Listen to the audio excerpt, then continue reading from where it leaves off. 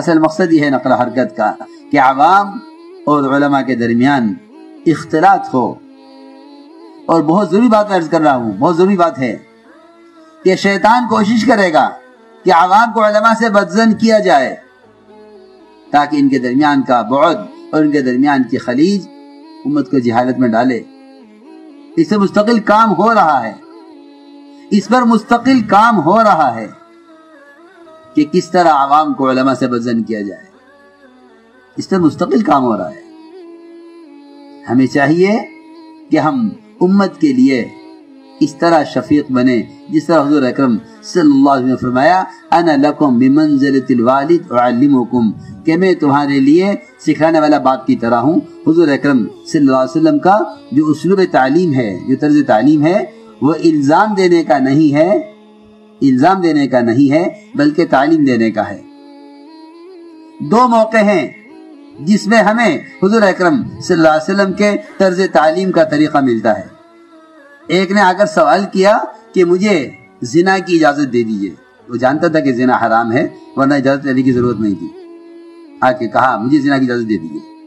آپ نے ڈانٹ کر جھڑک کر باہر نہیں نکال دیا کہ کیا معمول سوال ہے، نکل جاؤ. نہیں، بٹھایا، بیٹھو، تم زنا کرنا چاہتے ہو کہ جی ہاں. یہ بھی نہیں کہا حرام ہے، نہیں کر سکتے، یہ بھی نہیں ہے روایت میں یہ بھی نہیں ہے. آپ نے بٹھا کر فرمایا کہ یہ زنا جو تم کرنا چاہتے ہو کسی عورت کے ساتھ، اگر کوئی مرد تمہاری بیوی کے ساتھ، تمہاری بہن کے ساتھ، تمہاری بیٹی کے ساتھ، تمہاری خالہ کے ساتھ بہت سارے رشتے گنوائے قریب کے، اور کوئی اور کرے تم برداشت کرو گے اس کو؟ کہ برداشت نہیں کروں گا. فرمایا کہ جس سے تم یہ کام کرو گے وہ برداشت نہیں کرے گا کہ اس کی بہن کے، اس کی بیوی کے، اس کی بیٹی کے ساتھ یہ کام کیا جائے. صحابی فرماتے ہیں آپ نے مجھے اس طرح سمجھایا کہ میرے دل سے زنا کا ارادہ ہمیشہ کے لیے نکل گیا. اسلوب، تعلیم کا اسلوب. امت خطا کرے گی، امت سے غلطیاں ہوں گی، امت سے غلطیاں ہوں گی.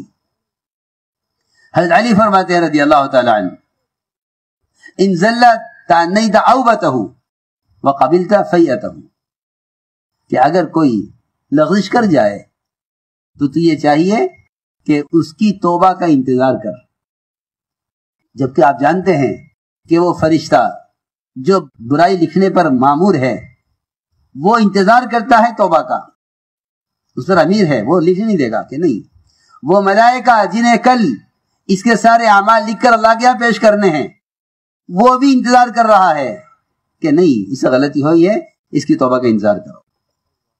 یہ ادب بتلایا ہے علم کا، اور یہ طریقہ بتایا ہے تربیت کا. وَقَبِلْتَ فَيَّتَهُ، اور اگر وہ رجوع کرے تو رجوع کو قبول کر لو. یہ طریقہ بتایا کہ امت کے لیے شفقت میں، تعلیم دینے میں علماء کو باپ کی طرح ہونا چاہیے. بالکل یہ اسی طرح ہے. اِنَّ لَكُمْ بِمَنزِلَةِ الْوَالِدِ أُعَلِّمُكُمْ، بمنزلۃ العالم نہیں فرمایا، بمنزلۃ الوالد فرمایا روایت میں.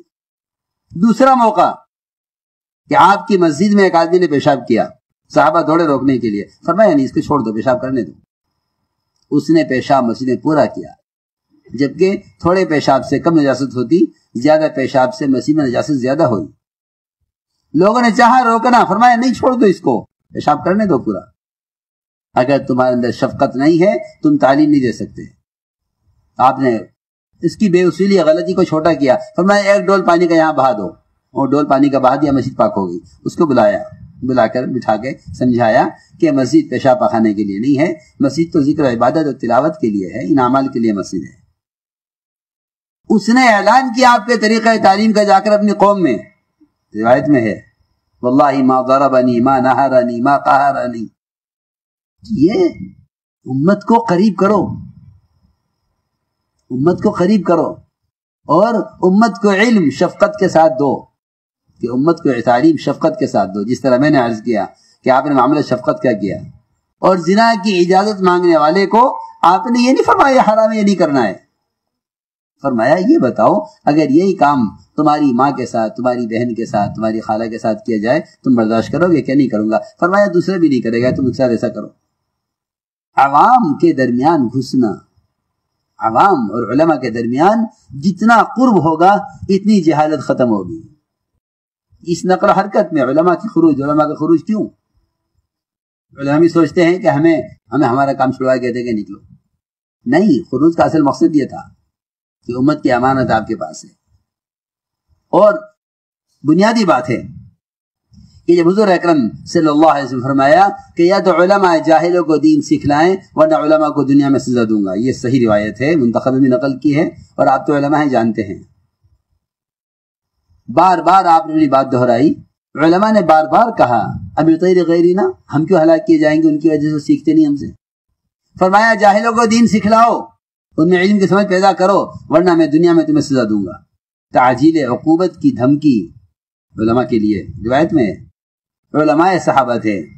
عرض کیا امہلنا سنتن، ہمیں 1 سال کا موقع دے دیجئے، ہم 1 سال میں ان سب کو علم پہنچا دیں گے.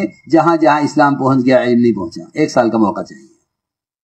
علماء کا سال اس لیے تھا تاکہ امت کے ہر طبقے میں پھر کر امت کے مزاج کو پہچانے، تاکہ ان کی نقل و حرکت سے ان تک علم پہنچے، اور ان کے مزاج کو پہچان کر ان کے مزاج کی رعایت کے ساتھ انہیں تعلیم دی جائے اور ان کی تربیت کی جائے. یہ اصل مقصد تھا سال کے خروج کا.